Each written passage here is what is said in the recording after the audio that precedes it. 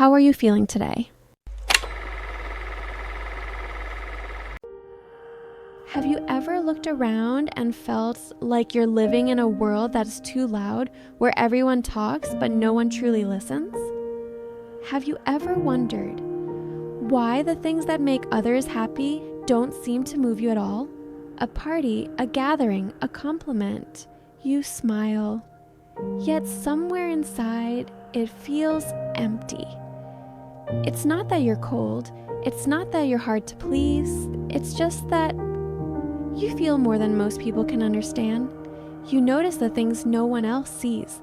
You hear the sadness behind a smile, and you sense the energy of a room, even before anyone says a word, and then you ask yourself, is there something wrong with me? Why am I always the one who's different, the one who's too deep, too sensitive, too much in my head? But what if I told you none of that is a flaw, but rather the mark of a rare kind of consciousness Carl Jung once described? A type of person found in only about 5% of the human population. Those who don't just feel the world, but perceive through it. And maybe, just maybe, you are one of them. You're not too much for the world is too little for you. Carl Jung once said, "The privilege of a lifetime is to become who you truly are." But for rare souls, that journey often begins with a sense of alienation. Since childhood, you've been different. You observe instead of competing. You listen instead of interrupting. You feel things that others dismiss as irrational. A glance, a sentence, a silence, each carries a message only you can perceive. And the world calls you sensitive.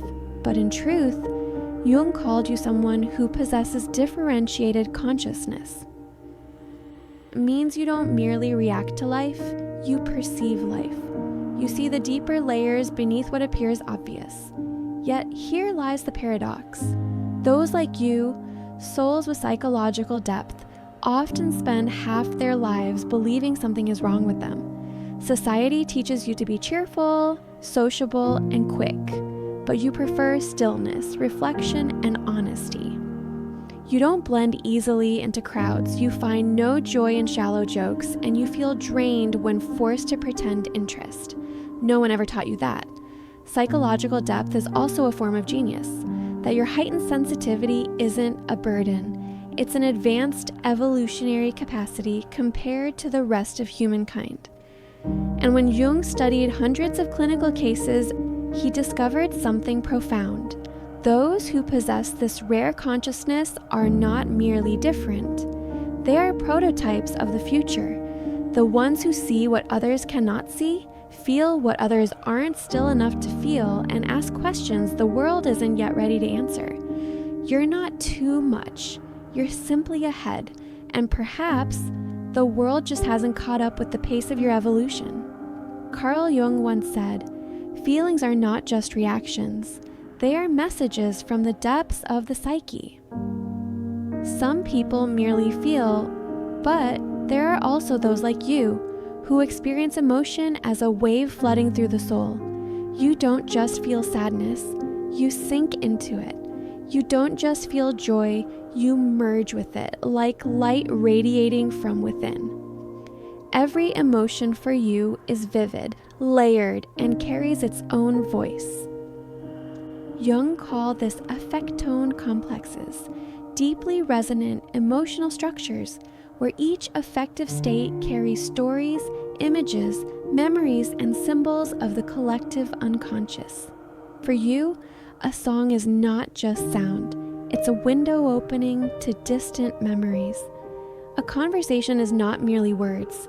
It's an undercurrent of energy beneath tone, gaze, and the pauses between two breaths. And that is why you get hurt easily, because you feel even the things others haven't yet noticed. You walk into a room and can tell who is worried, who is pretending, who is smiling just to hide something within. Many may look at you and say, "You're too sensitive." But Jung said otherwise. That is not weakness. It is emotional intelligence at its highest form, because you do not live on the surface. You live in the deepest layer of the human psyche, where every emotion has a soul. So yes, at times you feel tired, not because you are weak, but because you carry within you the vibrations of the entire world. When your emotions run deep, don't suppress them. Don't apologize for them.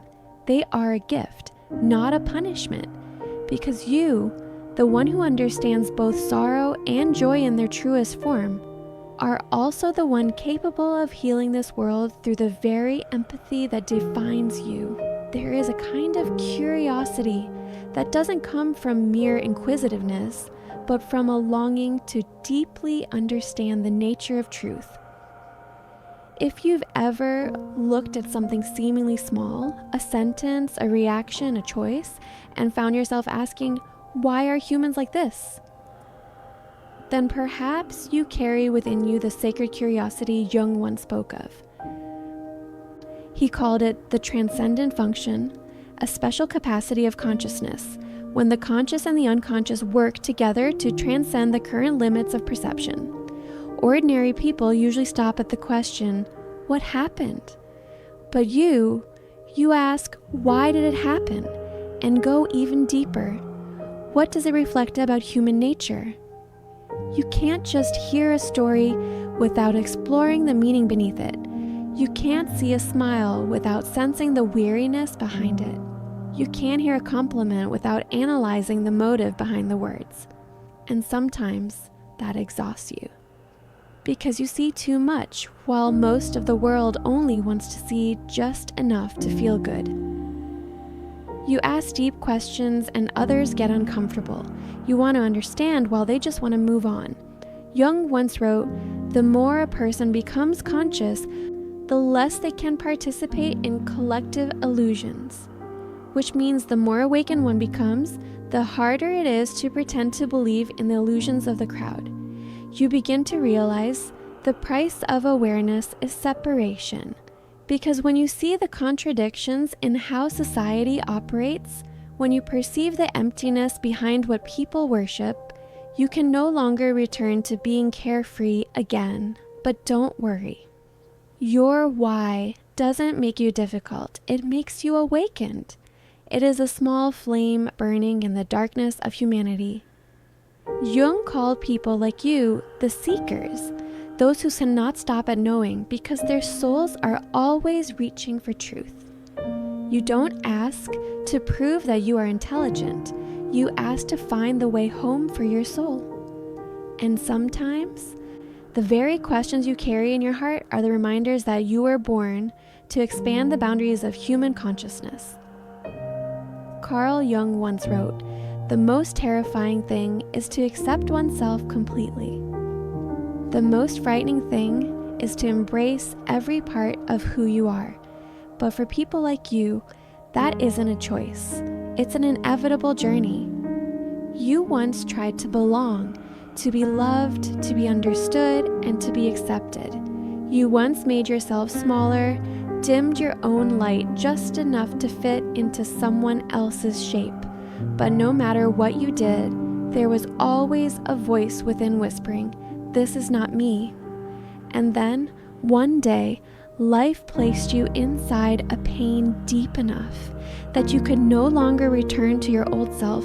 Perhaps it was a loss, a betrayal, or a moment when you looked around and realized everything you once leaned on had collapsed. But it was precisely in that ruin that you began to rebuild yourself, not from what others taught you, but from what your soul already knew. Jung called this individuation, the process by which a person detaches from all external influences to become a unique, irreplaceable being. You learned how to stand alone, not because you enjoy solitude, but because your soul could no longer bear the falseness of dependence. You understood that when your worth depends on someone else, you will always be their hostage. So you withdrew, quietly rebuilding your foundation with understanding, with loneliness, and with the courage to realize that only you can save yourself. And in that stillness, you began to hear your true voice, That small but steady sound saying, "That's enough. I will no longer become someone else just to be loved." From that moment on, you are no longer someone searching for a place to belong, but someone creating space for your own existence. Jung said, "Those who reach this independence are not stronger than others. They are simply the ones who have fallen enough times to know what it means to rise again." You are not alone. You are simply in the phase that every deep soul must pass through.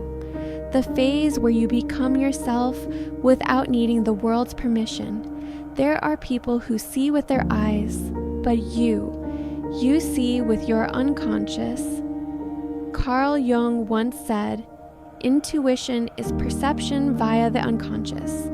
You walk into a room, no one has spoken yet, but you can already feel the atmosphere. You know who is hiding sadness, who is worried, who is wearing a cheerful mask to cover an inner wound. Others listen with their ears. You listen through energy. You read between the lines. And sometimes a single glance is enough for you to understand the whole story. Jung called this ability active imagination, a psychological function that bridges consciousness and the unconscious, allowing one to touch the symbolic layer and perceive what has not yet been spoken. But every gift comes with its cost, because when you feel too deeply, you not only understand your own pain, you absorb the pain of others. You become an empathic mirror. Every emotion around you reflects into you. You talk to someone, and when they leave, they feel lighter, while you feel heavy. Not because you are weak, but because you have unknowingly become the one who carries the emotions of the world.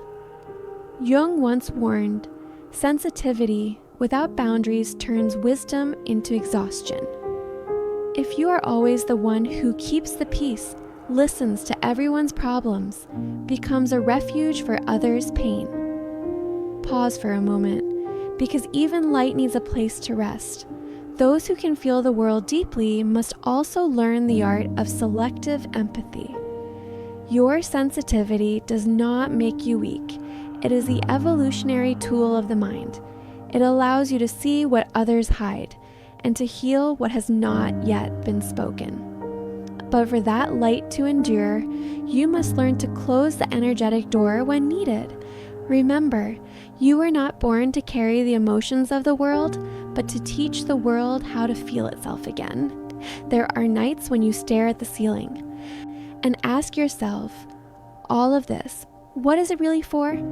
Not because you're pessimistic, but because you cannot stand a meaningless life. Carl Jung once wrote, "The privilege of a lifetime is to become who you truly are." They live within familiar rhythms, working, earning, smiling, hoping someone will tell them they are living the right way, but you do not. You find that repetition suffocating. You cannot pretend to be happy while your soul is slowly running dry. You've tried to live like everyone else, to stay quiet, to be normal, but the more you try, the more you feel. Your soul dying silently within you. Jung called this the neurosis of inauthentic living, the disorder of those who live against their true nature. When you live contrary to your psychological type, your soul rebels. It sends signals through emptiness, through the sense of meaninglessness, through those moments when you look into the mirror and no longer recognize the person staring back, and then one day, you can't bear it anymore. You let go, not of life, but of the old. You walk away from relationships that shrink you, from jobs that have lost their soul, from the role of the pleasant person you once performed. People say you've changed, but in truth, you're returning to yourself. Jung called that moment psychological death and rebirth, the death of the old ego so that the true self can be born. It's not comfortable. You lose friends, you lose your sense of belonging, and sometimes you feel lost in the world. But then, in the stillness, you begin to realize you are not alone. You are simply in the midst of transformation, a stage that every rare soul must go through, where you no longer find joy in the superficial and begin to crave truth, meaning, and depth. Not everyone can endure this stage. Many return to the old life because the fear of loneliness is stronger than the desire for truth. But you are different. You stay. You can withstand the emptiness because, it is the silence before the soul's rebirth. If you are in that space right now, do not be afraid. You are not losing yourself. You are being reborn in silence. There are people who walk into a room and no one notices, but there are also those whose mere presence changes the entire atmosphere. Have you ever noticed that people often come to you to confide even though you don't say much, don't make promises, you simply listen with your calm, steady gaze? Carl Jung called this psychological holding space, a rare capacity of deep souls to create a safe emotional field where others can return to themselves. You don't try to heal anyone, but through the authenticity of your own way of being, you make others want to be more truthful with themselves. You don't just listen to words, you hear the unspoken pain behind them. You don't need to say, "Calm down," because your calmness itself is medicine. Yet Jung also reminded us, those who carry deep healing energy are often the ones most easily depleted because they give, forgetting that even light needs rest. You've probably asked yourself, why do I always have to be the strong one? Why am I always the place people come to? It's because you emit the frequency of safety, and in a wounded world, that energy is as rare as water in the desert. But if you don't know how to hold your boundaries, that water will run dry, and you'll become the healer of everyone but yourself. Jung said, "The work isn't to stop caring, it's to learn discernment." Discernment between compassion and self-erasure, between helping and caring. And one day, when you learn to love without dissolving, to listen without absorbing, to be present without losing yourself, you will hear another kind of voice begin to rise. Not loud, not dramatic, just a deep, quiet knowing. I was born to do something greater. Jung called this the transcendent function, the evolutionary impulse of the soul, urging a person to live in alignment with their deepest potential. It's not a craving for fame or power, but the desire to live truthfully, in service of something greater than the self. When you hear that call, you stop seeking success and start seeking resonance. You no longer wish to be understood by everyone, only to be seen by those who share your depth of consciousness. And that's when you realize you are not alone. You belong to a rare kind of soul tribe, those who carry within them the evolutionary light of humanity. You are not just living your life, you are expanding what it means to be human. Carl Jung. Carl Jung once said, "There is no coming to consciousness without pain." And for rare souls, every evolution is paid for with a piece of the old self.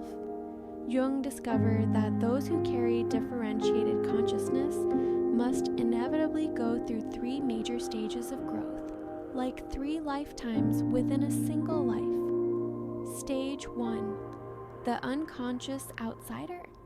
At this stage, you only know that you are different.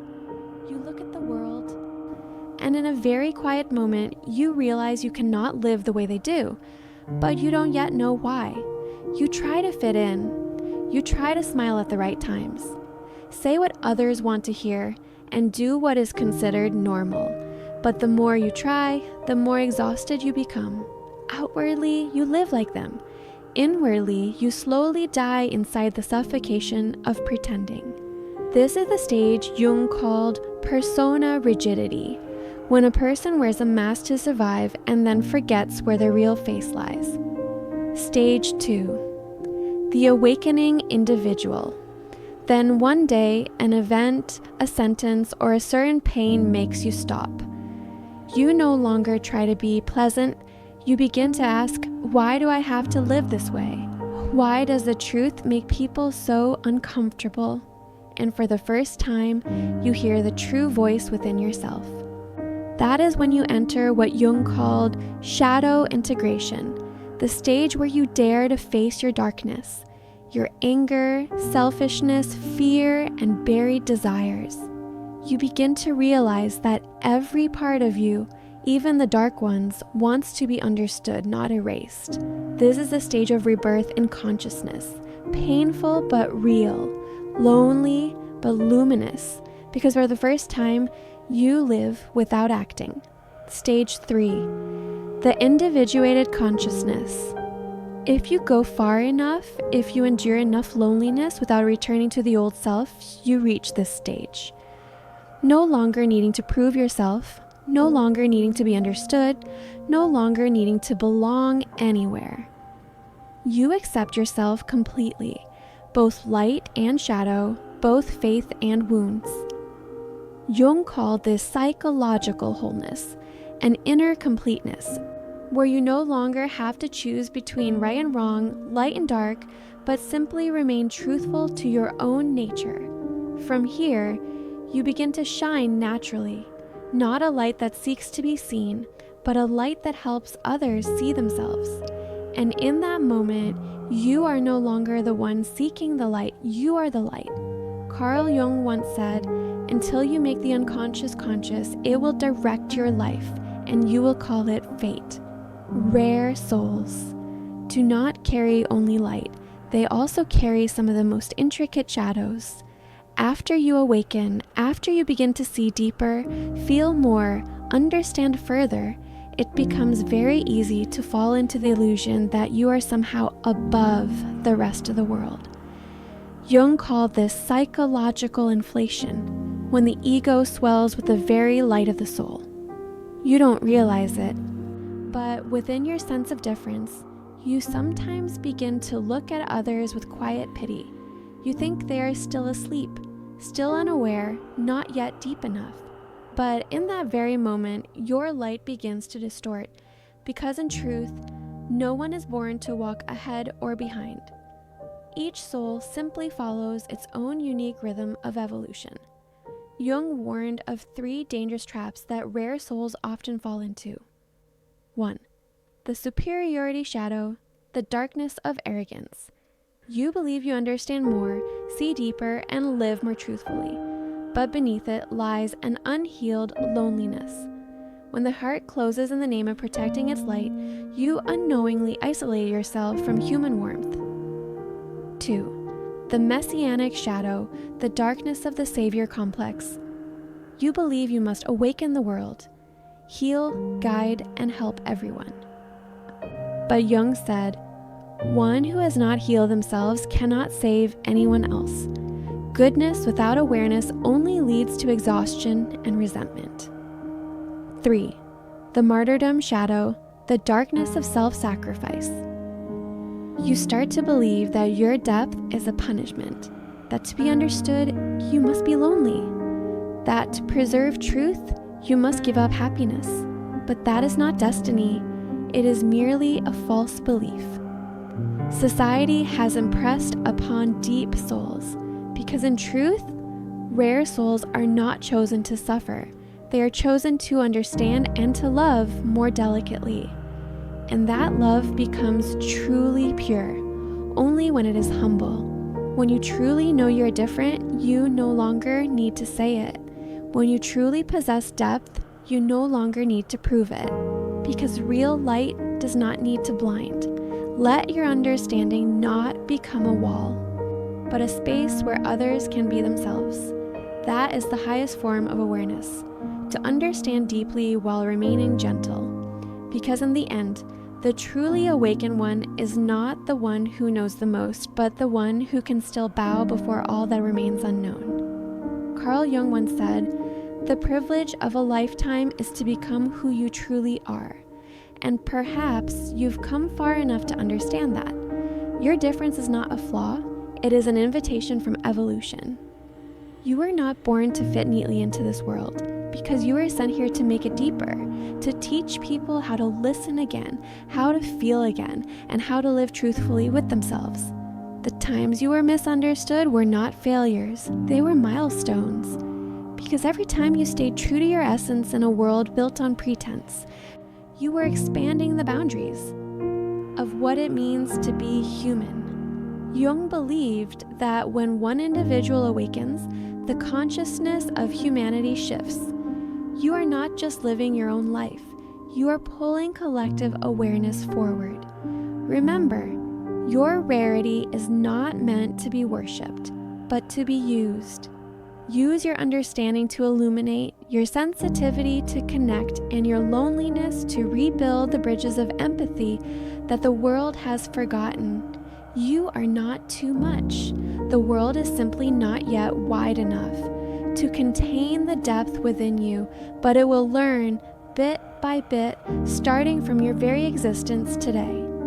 When you dare to live truthfully, you become living proof that a human being can be deep, free, and peaceful at once. You don't need to shrink yourself to be loved. You only need to stay with the truth, and real love will find you at the depth the world is still learning to reach. You are not too much. The world is too little, but people like you are the ones who change that. And if you are hearing these words today, know that you are not alone.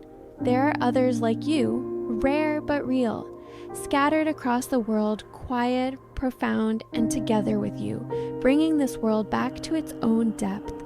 If your heart falls silent for a moment after hearing this, let that silence stay.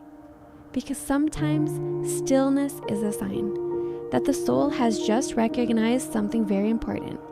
And if you believe in this journey, stay with us to continue exploring the deeper layers of the human psyche, what Jung called the inner universe.